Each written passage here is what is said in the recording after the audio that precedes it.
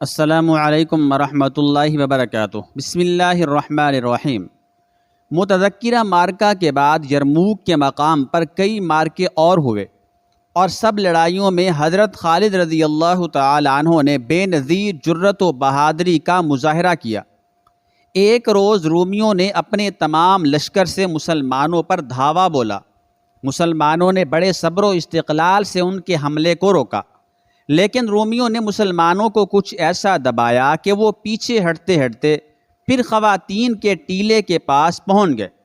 مخدرات عرب پھر جوش میں آ کر میدان میں نکل آئیں اور اس دلیری اور جواں مردی سے لڑیں کہ رومیوں کو کیا خود مسلمانوں کو حیرت ہوئی۔ اس روز حضرت خالد رضی اللہ تعالی عنہ اس سرفروشی سے لڑے کہ اس سے پہلے انہیں اس طرح لڑتے کسی نے نہ دیکھا تھا۔ انہوں نے بے شمار رومیوں اور عرب منتصرہ کو قتل کر ڈالا، کئی افسروں کو شربت مرگ پلا دیا۔ حضرت ابو عبیدہ رضی اللہ تعالی عنہ نے ان کے پاس جا کر فرمایا، حضرت خالد، آپ نے خوب داد شجاعت دی، اسلام کا اور اپنے خاندان کا نام روشن کر دیا۔ آپ بہت زیادہ مشقت کر چکے ہیں، اب ذرا سستا لیں، آرام کر لیں۔ حضرت خالد رضی اللہ تعالی عنہ نے حضرت ابو عبیدہ رضی اللہ تعالی عنہ کا شکریہ ادا کر کے فرمایا، مجھے شہادت کی تمنا ہے، جہاد ہی کے ذریعے سے یہ تمنا پوری ہو سکتی ہے، اور لڑنے دیجئے، شاید اللہ تعالی میری تمنا پوری فرما دے۔ چنانچہ وہ شام تک لڑتے رہے اور انہوں نے بہت سے معزز رومیوں کو قتل کیا۔ جب رات ہوئی دونوں لشکر واپس لوٹ آئے۔ اس روز ایک عیسائی ابو الجعد نامی جو حمص کا رئیس تھا، حضرت ابو عبیدہ رضی اللہ تعالی عنہ کے پاس آیا۔ اس نے بتایا کہ اسے رومیوں سے دلی نفرت ہے، کیونکہ ان کے ایک افسر نے اس کی یعنی ابو الجعد کی بیوی کی آبرو ریزی کی ہے، اور اب وہ رومیوں سے انتقام لینا چاہتا ہے، بدلہ لینا چاہتا ہے۔ حضرت ابو عبیدہ رضی اللہ تعالی عنہ نے اس کے ساتھ 500 مسلمانوں کو بھیج دیا، اور وہ اس مختصر لشکر کو لے کر نہایت احتیاط سے رومیوں کے لشکر میں پہنچ گیا۔ اس نے مسلمانوں سے کہا، آپ حملہ کر کے دریا کے کنارے پر کھڑے ہو جانا، باقی کام میں انجام دے دوں گا۔ چنانچہ مسلمانوں نے شور کر کے شب خون مارا۔ عیسائی نہایت آرام سے سو رہے تھے۔ مسلمانوں نے بہت سے رومیوں کو قتل کر ڈالا۔ جب رومی بیدار ہو کر ہوشیار ہو گئے تو ابو الجعد مسلمانوں کو دریا کے کنارے پر لایا اور انہیں ایک جگہ سے جہاں دریا پایاب تھا پار اتا کر کہا، آپ ابھی یہیں کھڑے رہنا۔ چنانچہ مسلمان کھڑے ہو گئے اور ابو الجعد نے رومی لشکر میں واپس جا کر چلانا شروع کر دیا، رومیوں، مسلمان بہت تھوڑے ہیں، مسلمان بہت قلیل ہیں، بہت کم ہیں، میرے ساتھ آؤ، تم انہیں پالو گے۔ رومیوں کی بھاری تعداد مسلح ہو کر اس کے ساتھ چلی۔ وہ انہیں اس طرف لے گیا جہاں دریا بہت گہرا تھا۔ دریا پار مسلمان کھڑے تھے۔ ابو الجعد نے اشارہ سے بتا کر کہا، دیکھو وہ رہے مسلمان۔ چاندنی رات تھی اور دودھیا چاندنی ہر طرف بکھری ہوئی تھی۔ رومیوں نے مسلمانوں کو دیکھا تو انہوں نے دریا میں گھوڑے ڈال دیے۔ ابو الجعد برابر شور مچا رہا تھا۔ رومی دوڑ دوڑ کر آتے تھے اور دریا میں کود کود کر غرق ہو جاتے تھے۔ یہ سلسلہ صبح تک جاری رہا، ہزاروں رومی غرق ہو گئے۔ جب سپیدہ سحر نمودار ہوا تو مسلمان وہاں سے اپنے لشکر میں چلے آئے۔ صبح کو جب باہان کو اس حادثے کی اطلاع ہوئی تو اسے بڑا افسوس ہوا۔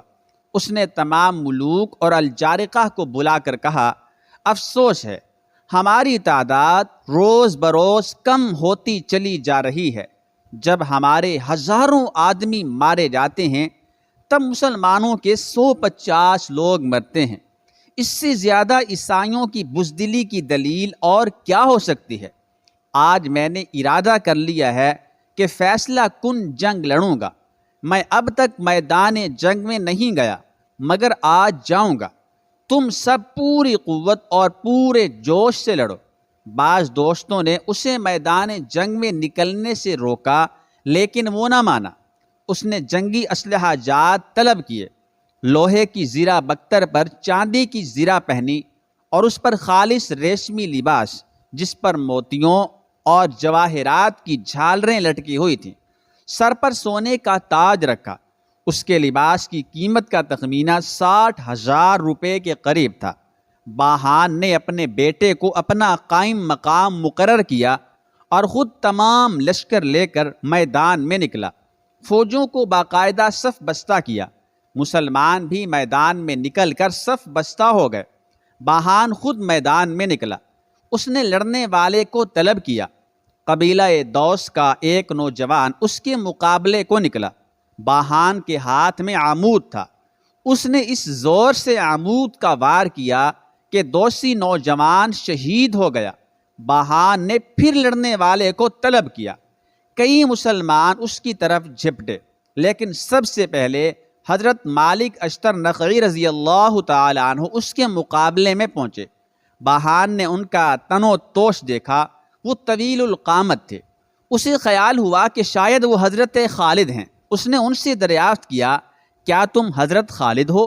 حضرت مالک اشتر رضی اللہ تعالی عنہ نے جواب دیا، نہیں، میرا نام مالک ہے۔ لوگ جانتے ہیں کہ میں کس قدر بہادر ہوں۔ باہان نے ان پر بھی عمود سے حملہ کیا۔ عمود حضرت مالک اشتر رضی اللہ تعالی عنہ کے خود پر پڑا۔ خود پیشانی کی ہڈی میں دھنس گیا۔ وہ زخمی ہو گئے۔ انہوں نے جوش میں آ کر تلوار کا وار کیا۔ تلوار باہان کی زرہ کو کاٹ کر شانہ میں گھستی چلی گئی۔ باہان زخمی ہوتے ہی تل ملا کر بھاگا۔ مالک اشتر رضی اللہ تعالی عنہ نے اس کا تعاقب کیا، لیکن وہ بچ گیا۔ مالک اشتر رضی اللہ تعالی عنہ لوٹ آئے۔ انہوں نے خود نکال کر اپنا امامہ شریف سر سے باندھ لیا۔ اس وقت رومیوں نے بڑے زور کا حملہ کیا۔ مسلمانوں نے ان کے حملے کو بڑی دلیری سے روکا۔ چونکہ تمام رومی لشکر ایک دم حملہ آور ہو گیا تھا، اس لیے دور تک جنگ کے شعلے بھڑک اٹھے۔ تلواریں ہر طرف اٹھنے لگیں اور کاٹنے لگیں۔ سروں پر سر اور دھڑوں پر دھڑ گرنے لگے۔ گھمسان کی جنگ ہونے لگی۔ گویا عیسائی تہیہ کیے ہوئے تھے کہ جنگ کا فیصلہ کر کے ہی دم لیں گے، اس لیے ہر محاذ پر شدید حملے ہو رہے تھے۔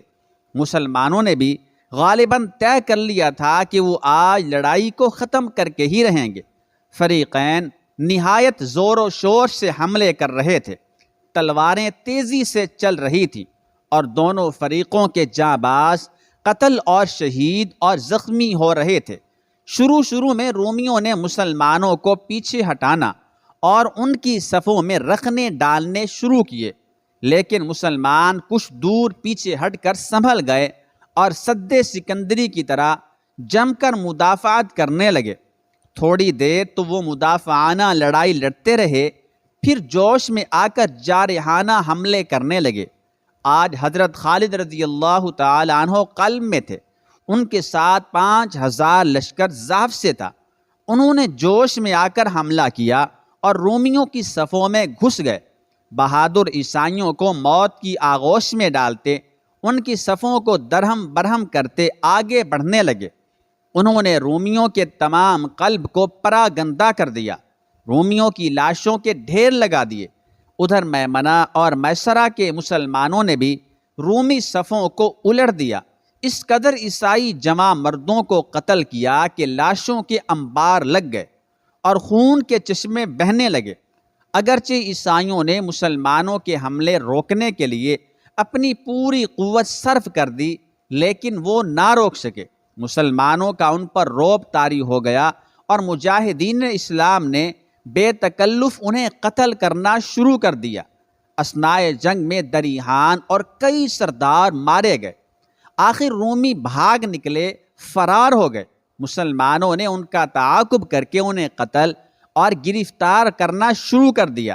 رومی ایسے بدحواس ہوئے کہ کسی ایک طرف بھاگنے کے بجائے جس کا جس طرف منہ اٹھا بھاگ نکلا۔ مسلمانوں نے شام تک ان کا تعاقب کیا۔ دوسرے روز حضرت ابو عبیدہ رضی اللہ تعالی عنہ نے باہان کے کیمپ پر چھاپہ مار کر اس سے مال غنیمت حاصل کرنا شروع کیا۔ اس سے فارغ ہو کر مردوں کو شمار کرنے لگے۔ حضرت خالد رضی اللہ تعالی عنہ باہان کے تعاقب میں روانہ ہوئے۔ انہوں نے اسے ایک بھاری جمعیت کے ساتھ دمشق کے قریب جا پکڑا۔ وہاں بھی جنگ ہوئی اور ہزاروں عیسائی مارے گئے، خود باہان بھی مارا گیا، ہزاروں گرفتار کر لیے گئے۔ آخر فتح و کامیابی کے بعد حضرت خالد رضی اللہ تعالی عنہ لوٹ آئے۔ اس آخری معرکہ میں 1,00,000 عیسائی مارے گئے، 40,000 گرفتار ہوئے، اور مسلمانوں کے ہاتھ مال غنیمت اس قدر آیا کہ ہر مجاہد مالدار ہو گیا۔ ہر پیادے کے حصے میں 8,000 مثقال اور سواروں کے حصے میں 14,000 مثقال سونا آیا، چاندی بھی بے شمار ملی۔